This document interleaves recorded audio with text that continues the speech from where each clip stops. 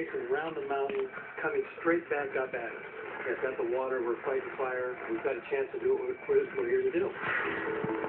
But in an instant, everything changes. Right at that moment, the water system failed, and my hose line went limp, and we had no water. We only have our 500 gallons that we carry on all of our fire engines. Altman and his crew are now in a different kind of firefight. I'm not going to be able to save any houses with 500 gallons, so I had to run, grab myself a little stinger line to try to protect myself. Then the firestorm hit. There's these large embers of the size of baseballs. They're flying everywhere. It's getting hotter. The radiant heat is getting very intense. As flames shoot over the rig, Altman and his crew use their precious water to keep the fire at bay.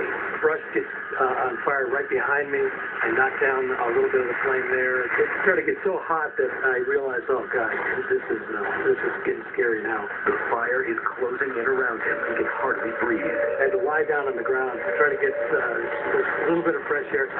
But just when it seems like they might not make it, the most intense part of the fire moves on. The reality was, boy, we're going to get through this.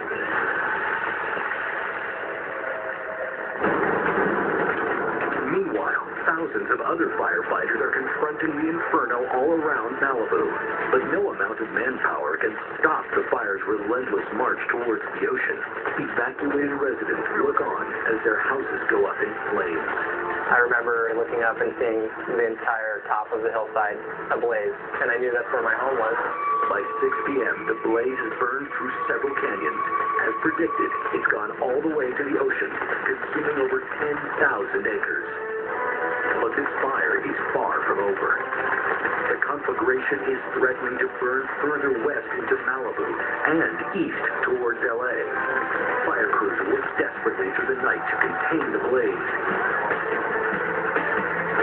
Finally, the next morning, the exhausted firefighters get the break they so badly need.